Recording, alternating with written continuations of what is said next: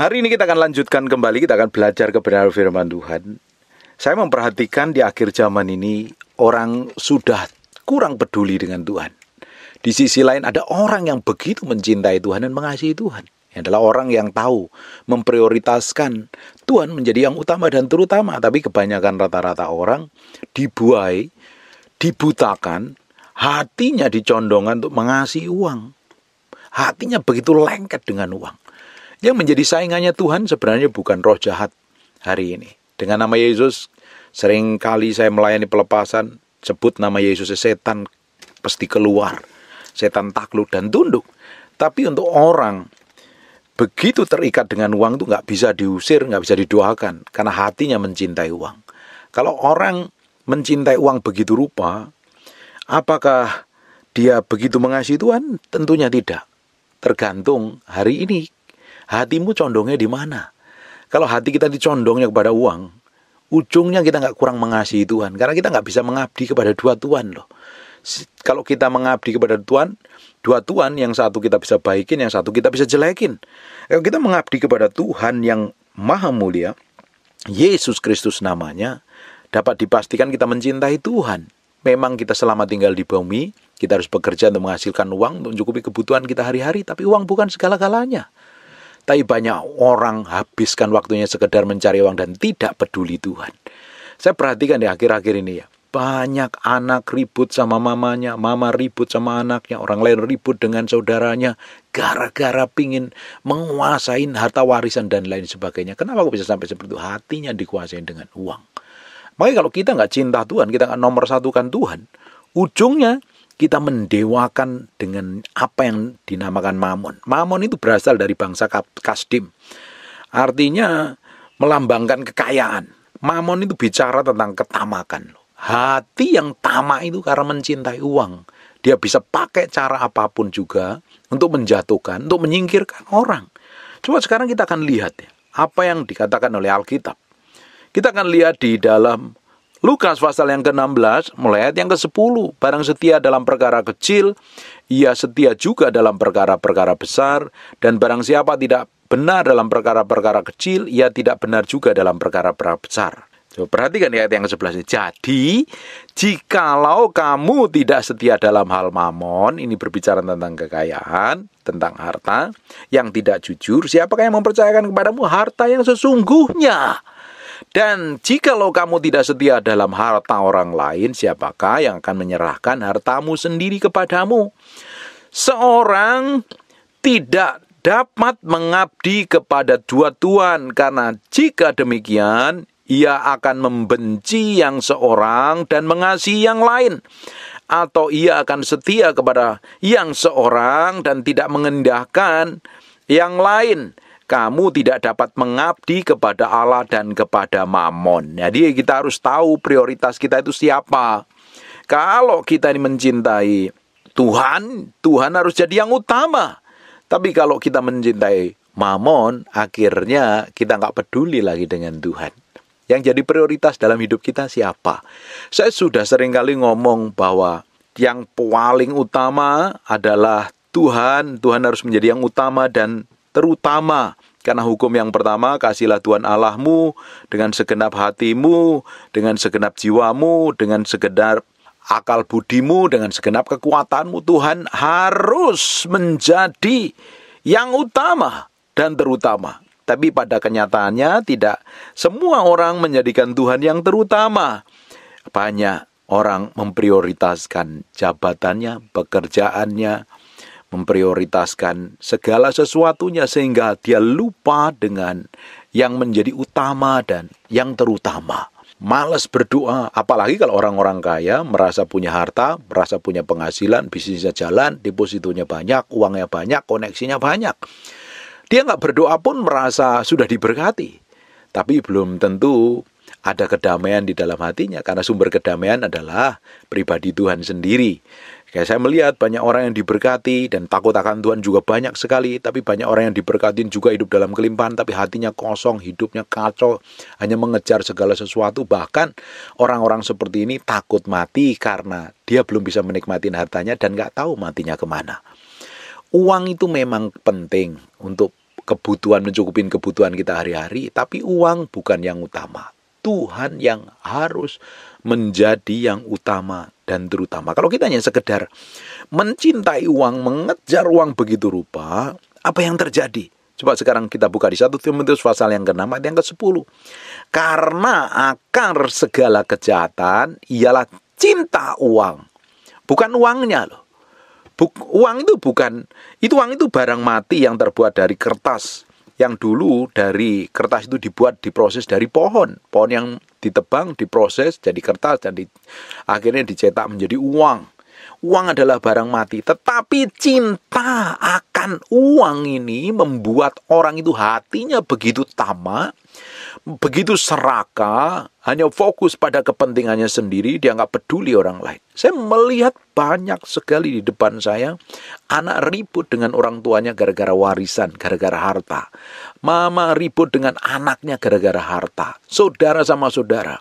Bahkan ada saling menghilangkan nyawa, saling membunuh, saling membinasakan, gara-gara uang, saling telan, gara-gara uang. Karena cinta akan uang itu adalah akar dari segala kejahatan. Perhatikan, karena akar segala kejahatan ialah cinta uang. Cinta uang, bukan uangnya, cinta uang. Hati yang nempel sama Tuhan. Itu berbeda dengan hati yang nempel sama uang. Hukum yang pertama adalah kasihlah Tuhan Allahmu dengan segenap hatimu, segenap jiwamu, segenap kekuatanmu, segenap akal budimu. Baru ada hukum yang keduanya, paralel. Ini kembar siam dengan hukum yang pertama. Kasihlah sesamamu seperti dirimu sendiri. Kenapa orang bisa saling membenci? Kenapa orang saling menjahati? Kenapa orang saling membunuh? Kenapa orang saling bertengkar, ribut, dan lain sebagainya? Karena cinta akan uang. Karena dia tidak mengasihi Tuhan. Orang yang mengasihi Tuhan pasti mengasihi sesamanya. Tidak mungkin orang yang mengasihi Tuhan itu membenci sesamanya. Kalau engkau mengasihi Tuhan, kamu datang ke gereja, tapi kamu membenci sesamamu, cintamu sama Tuhan itu palsu, cintamu sama Tuhan itu bohong, bukan murni. Karena ada motivasi di dalamnya. Karena hukum yang pertama dan hukum yang kedua itu kembar siam. Satu paket. Kalau engkau mengasihi Tuhan, baru kamu bisa ngerti mengasihi sesamamu dengan tulus dan murni. Tapi kalau orang mengasihi uang, apa yang terjadi? Karena akar segala kejahatan ialah cinta uang. Sebab oleh memburu uanglah beberapa orang telah menyimpang dari iman dan menyiksa dirinya dengan berbagai-bagai duka. Orang yang memburu uang, harus yang diburu itu pribadi Tuhan, yang dikejar itu adalah Tuhan, yang dicintai adalah Tuhan. Tapi ini beda. Yang diburu dan dicintai adalah uang, ujungnya dia menyimpang dari iman dan menyiksa dirinya dengan berbagai-bagai duka.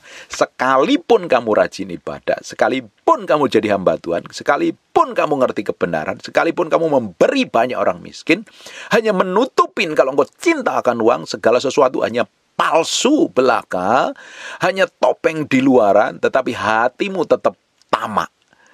Tidak peduli gelarmu, jabatanmu, profesimu apa, kalau engkau cinta akan uang, ujungnya segala sesuatu yang kamu lakukan ya fokusnya kepada diri sendiri. Ada orang yang kelihatannya kedoknya pelayanan, tapi hanya ngejar uang, ngejar persembahan untuk kepentingan sendiri. Bahkan anak berantem, orang sibuk gak peduli dengan Tuhan, orang saling membenci, orang saling membunuh gara-gara uang ini. Perhatikan ya. Sebab oleh memburu uanglah beberapa orang telah menyimpang dari iman dan menyiksa dirinya dengan berbagai duka. Kita akan belajar dari tokoh.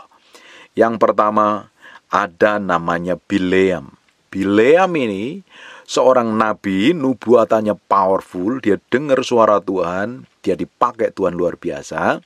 Tapi karena cinta akan uang, dia lupa dengan jabatannya, dia lupa dengan tujuan hidupnya bagi seorang nabi untuk menjadi kepanjangan lidah Tuhan, untuk menjadi kepanjangan tangan Tuhan, tapi lupa karena dia dapat upah dari Balak, dia ngutukin bangsa Israel. Ngutukin bangsa Israel tidak bisa, bangsa Israel tetap diberkati karena bangsa pilihan Tuhan. Apa yang terjadi? Dia kasih saran supaya orang-orang yang cantik itu untuk datang kepada orang-orang Israel untuk berzina. Akhirnya kutuk datang lewat dosa yang dilakukan lewat perzinahan tersebut. Akhirnya bangsa Israel berurusan dengan Tuhan. Yang pertama adalah Bileam. Yang kedua adalah Gehazi. Gehazi ini adalah orang yang dipakai Tuhan, dia ngikutin tuannya begitu rupa, dia melihat mujizat, dia melihat tangan Tuhan bekerja luar biasa. Tapi karena dia pingin upah dari seorang yang punya kedudukan dan pangkat, dia akhirnya menyusahkan dirinya dan ujungnya dia kena kusta dalam dirinya. Ngeri sekali. Upah karena dia mencintai uang begitu rupa, dia sampai lupa bahwa dia adalah abdi Allah. Dia yang ngikutin hamba Tuhan yang diurapi Tuhan begitu luar biasa. Dan ujungnya dia kena kutuk. Kusta itu lambang kutuk loh. Yang terakhir, orang yang begitu dekat dengan Yesus selama pelayanannya Yesus. Luar biasa sekali ini. Orang yang ngikutin Yesus kemana-mana melihat mujizat. Dan ujungnya malah mengkhianati Yesus dan menjualnya begitu rupanya demi uang. Ujungnya apa? Menderita. Kalau Alkitab udah kasih contoh lebih dari satu, Alkitab akan katakan 2-3 orang saksi sah. Artinya apa? Itu pasti berlaku sampai hari ini. Kalau Alkitab ngomong sampai 2 kali berturut-turut, itu penting sekali, ini warning buat kita. Penting sekali. Dan sekarang apa yang terjadi? Ujungnya mereka hasilnya mereka adalah binasa semuanya. Karena apa? Mencintai uang. Uang ini kalau begitu nempel di dalam diri kita, mengakibatkan kita ini lupa dengan tujuan dalam hidup kita apa. Tujuan Tuhan. Kita nggak peduli Tuhan. Bahkan kita nggak peduli sesama. Boro-boro mengasihi sesama. Yang pentingin pokoknya aku, diriku, dan saya. Nah kita ini hari ini harus mencintai Tuhan. Makanya yang menjadi saingannya Tuhan hari ini bukannya roh jahat, iblis di udara, tetapi yang menjadi saingannya Tuhan di dalam diri kita adalah hati yang mencintai uang. Hati yang begitu rupa pingin mendapatkan kemewahan, kekayaan, dan kita mencintai uang, lupa dengan bagaimana kita harus mengasihi Tuhan. Jangan sampai ada dalam dirimu, Bapak Ibu. Kau jadi hamba Tuhan pun harus belajar memiliki sikap hati yang murni. Jangan tamak, hanya mau melayani orang-orang yang berada, orang-orang kaya. Dan engkau gak mau melayani orang-orang yang susah, di tempat-tempat susah. Belajar memiliki hati nurani yang murni. Kalau ngejar kekayaan, ujung dari kita adalah binasa loh. Untuk lihat, perhatikan orang-orang yang sekedar mengejar kekayaan. Mereka akhirnya silau dengan kekayaan. Coba lihat apa yang dialami oleh Salomo. Awalnya cinta Tuhan, mengasihi Tuhan luar biasa. Ketika diberkati, luar biasa dapat kemewahan dan kemasyhuran. Di tengah perjalanannya dia hatinya condong mencintai perempuan-perempuan yang di luar Tuhan. Hatinya perempuan itu akhirnya menyeret Salomo jatuh dalam dosa, jatuh dalam penyembahan berhala. Ujungnya, di ujung umurnya Salomo dia sadar dan bertobat. Bapak Ibu bisa bayangkan kalau Salomo yang hebat, orang hebat itu, di awalnya hebat luar biasa, di tengah perjalanan hidupnya dia jatuh dalam dosa. Ujung akhirnya untungnya saja dia berubah. Apalagi kita, hari ini yang hidup di akhir zaman. Prioritas kita itu apa? Kita ini mencintai siapa? Kan terlihat dari karaktermu, dari sikapmu, dari tindakanmu, dari perbuatanmu. Makanya orang kalau nggak mencintai Tuhan, pasti menjadi orang yang tamak dan serakah. Kita nggak bisa mengabdi kepada dua Tuhan. Kalau kau mengabdi kepada Yesus, kau belajar pikul salib, sangkal diri, mati daging. Kalau kau mengabdi kepada Mamon, kamu menjadi jahat, culas, dan tamak begitu rupa. Terlihat dari mana? Motivasi hatimu. Nah, motivasi hati kita ini yang melihat diri kita sendiri bersama Tuhan. Orang lain tidak bisa. Orang lain tidak bisa melihatnya. Kadang makanya ada orang yang menipu. Lupa kok dia kan ke gereja, dia kan dengar firman, dengar khotbah, dia rajin pelayanan, tapi kok kenapa dia seperti itu? Kenapa kok dia menjadi tamak dan jahat? Karena hatinya, motivasinya hanya mengejar keuntungannya sendiri, bukan mengasihi Tuhan, bukan mencintai Tuhan. Makanya ini kita harus ngerti ini. Sebenarnya yang kita cintai itu siapa? Siapa yang kita kasihi? Ini Balak, orang Moab, dia kasih upah kepada Bileam, dan akhirnya Bileam begitu tamak dan serakahnya yang harusnya memberkati orang-orang Israel, ujungnya malah dia mengutukin orang-orang Israel. Tapi ujungnya Tuhan nggak sampai dia bisa mengutukin dan akhirnya memberi saran kejahatan yang begitu jahat sekali. Ujung kematian mereka kemana? Kita mesti belajar dari hal itu loh. Kita hidup di akhir zaman, memang kita membutuhkan, apalagi kondisi akhir zaman ini kan sulit. Orang susah cari uang, orang susah usaha, apalagi di tahun ini kelihatan sepi, kelihatan perlu pergumulan, struggle. Saya di awal tahun ini saja sudah ngonselingin banyak orang yang ruwet hidupnya gara-gara masalah keuangan, masalah keluarga dan lain sebagainya. Justru dalam kondisi seperti ini kita harus mengasihi Tuhan. Justru dalam kondisi ini kita harus mencintai Tuhan lebih dari apapun juga. Kita harus menomorsatukan lebih dari apapun juga Tuhan yang menjadi yang utama dan terutama. Jangan menjadi orang-orang yang serakah dan tamak. Hanya memikirkan keuntungan pribadi, kepuasan pribadi. Saya melihat ya generasi ini, kalau engkau nggak takut akan Tuhan, engkau akan terjerumus jauh hidup dari kasih karunia Tuhan. Hidup jauh dari kasih karunia Allah akan membuat hidupmu binasa. Saya ketika tidur, saya ngomong sama istri saya, Ane, ketika kita ngadepin masalah ya, Ane, kita mau tidur, beresin hatimu dulu di hadapan Tuhan ya. Beresin dulu, jangan sampai ada ganjelan dan lain sebagainya. Kita harus beres setiap saat di hadapan Tuhan. Yang kita kejarkan perkenanan Tuhan. Kan kita nggak pernah tahu umur kita sampai kapan. Yang paling tidak kita persiapkan umur kita ini setiap hari berkenan di hadapan Tuhan. Ketika Tuhan percayakan umur yang panjang, kita pakai umur itu jadi berkat bagi banyak orang. Hidup benar di hadapan Tuhan, hidup mengasihi Tuhan. Bukan yang sekedar mengejar sesuatu yang sia-sia dan fana. Bayangkan Bapak Ibu kalau kita hanya ngejar uang. Ternyata di masa tuanya kita nggak menikmatin itu, malah kita terjebak dengan berbagai sakit penyakit dan keuangan. Nggak sia-sia. Semuanya kan nggak berguna sama sekali. Makanya hari ini belajar memberi hati, memberi hidup sepenuhnya di hadapan Tuhan. Mendedikasikan hidup kita ini dulu sepenuhnya untuk Tuhan. Belajar mencintai Tuhan lebih dari apapun. Kamu kerja, cari penghasilan, cari bisnis dan lain sebagainya, itu bagus. Tapi kamu akan memang dapatkan. Tapi yang paling penting bukannya sekedar itunya. Yang paling penting itu mengejar empunya berkat. Siapa pribadi Tuhan. Makanya kalau engkau ngejar pribadi Tuhan, hatimu diubahkan. Hatimu menjadi hati yang punya belas kasihan. Bukan hanya mementingkan diri sendiri. Saya melihat ya, ada orang komentar ketika hamba Tuhan ngomong tentang anugerah dan kelimpahan itu. Banyak orang langsung menyerang dan lain sebagainya. Coba, yang menyerang itu, cek hatimu. Sebenarnya kamu tuh cinta uang apa enggak? Karena pada dasarnya dalam diri kita itu kecenderungan untuk mencintai diri sendiri dan tamak akan uang itu ada. Tapi kita harus belajar menguasai diri dan menyerahkan diri kita sepenuhnya di hadapan Tuhan. Kita sudah melihat kejadian apa yang dialami oleh Bileam. Kita sudah melihat kejadian apa yang dialami oleh Gehazi. Kita melihat apa yang dialami oleh Yudas. Apalagi ada satu lagi, namanya Ananias dan Safira. Mereka mati binasa gara-gara uang. Karena hatinya mencintai uang. Mencintai uang. Mengasihi uang. Kalau engkau mencintai uang dan mengasihi uang, engkau nggak bisa mengasihi Tuhanmu.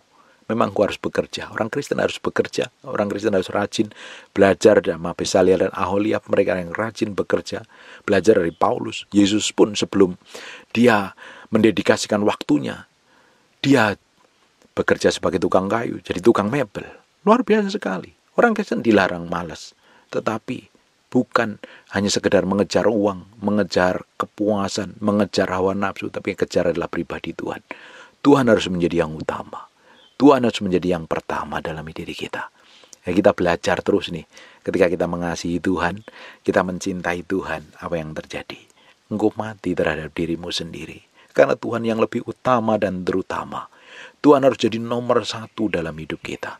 Saya berdoa, apa yang kita pelajarin hari ini membuat kita semakin mencintai uang. Kalau ada orang ribut masalah harta, warisan dan lain sebagainya, lihat aja ujungnya apa sih? Kan hari ini banyak yang ributin harta warisan. Harta ini, Bapak Ibu, setiap orang itu dikasih jatah sama Tuhan itu minimal 1 talenta. Kalau 1 talenta itu diuangkan dengan nilai dolar US hari ini itu nilainya kurang lebih 80 miliar sampai 90 miliar. Setiap orang itu punya jatah gede dalam hidupnya.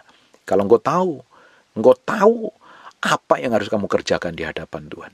Jadi jangan ngeributin warisan, gegeran warisan, gara-gara gegeran warisan berantem. Aduh, memalukan sekali. Apalagi orang Kristen ribut sama apalagi jadi orang hamba Tuhan hanya ngejar persembahan, ngejar uang dan lain sebagainya. Ada jatah yang Tuhan siapkan dalam hidupmu. Kalau ngejar hanya sekedar warisan dan harta sia-sia, ujung hidupmu akan binasa. Belajar mengasihi Tuhan, belajar mencintai Tuhan, belajar menomorsatukan Tuhan lebih dari apapun. Belajar mendedikasikan hidup ini untuk Tuhan, untuk kemuliaan namanya. Dan kita akan menikmati perjalanan hidup kita ini, suatu hari didapatin berkenan. Jadi hamba yang bisa dipercaya. Jadi hamba yang bisa mengelola hartanya Tuhan dengan baik. Segala sesuatu yang Tuhan percayakan sama kita, suatu hari kita akan bertanggung jawabkan di hadapan Tuhan.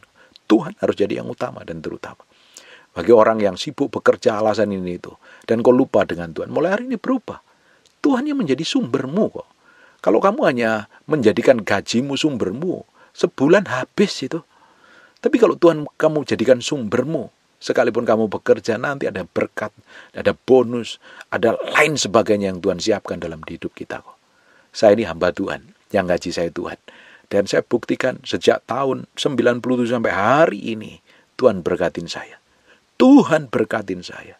Tuhan gak buat saya kekurangan. Selalu more than enough.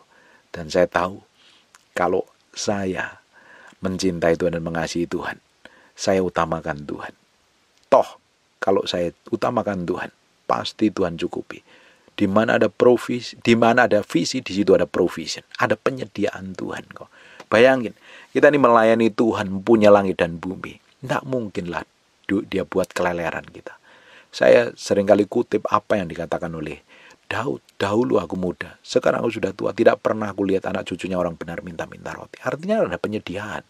Berapa kali Tuhan ngomong, Tuhan Yesus sendiri ngomong, jangan takut, jangan khawatir, jangan cemas. Nggak usah pusing dengan apa yang kamu makan, apa yang kamu minum, apa yang kamu pakai. Karena semuanya disediakan Tuhan. Bagian kita kan ngikutin apa yang Tuhan mau, jalan seperti yang Tuhan mau. Kenapa kita kekurangan? Kita hanya sekedar mengejar kebutuhan kita, bukan mengejar pribadi Tuhan. Yang kita kejar hari ini adalah pribadi Tuhan. Kita cintai Tuhan, kita kasihi Tuhan. Kita hidup untuk kemuliaan nama Tuhan. Dan apa yang terjadi dalam hidupmu, Tuhan akan buat sesuatu yang dahsyat dalam hidupmu. Tuhan pasti cukupi semua kebutuhanmu. Mulai hari ini, kasihi Tuhan dan utamakan Tuhan. Bagi orang yang tamak, tidak peduli dengan Tuhan, bertobat dan berubah. Mulai belajar memberi hati, mendedikasikan hati dan hidup untuk Tuhan. Amin. Bangun keintimanmu dengan Tuhan. Orang-orang yang cemas akan hidupnya, akan masa tuanya, datang sama Tuhan. Orang yang cemas akan pemulihan keuangannya, datang sama Tuhan. Tuhan pasti pulihkan. Tuhan pasti memberkati hidupmu. Karena Dia yang dulunya kaya, rela jadi miskin, supaya yang kita miskin menjadi kaya dan diberkati. Menikmati janji Tuhan dan bisa memberkati banyak orang. Nama Tuhan dipermuliakan melalui hidup kita. Amin. Tutup matamu, tutup Alkitabmu, kita berdoa. Bapak, terima kasih buat firman-Mu. Kami kembalikan segala pujian, hormat, pengagungan buat Raja kami yang maha mulia. Kami dedikasikan hati kami, pikiran kami, perasaan kami sepenuhnya untuk Engkau. Kami materikan firman dengan darah domba Allah, firman nempel dalam hati kami dan mengubahkan cara pandang kami. Kami semakin mencintai Tuhan, kami semakin mengasihi Tuhan. Terima kasih Tuhan. Kami berdoa untuk orang-orang yang sakit dan mengalami kelemahan tubuh oleh bilur Yesus, oleh darah Yesus. Jadilah engkau tahir, jadilah engkau pulih, jadilah engkau sehat. Jadi seperti aku doakan dan katakan. Dalam nama Yesus. Haleluya. Amen. And God bless you.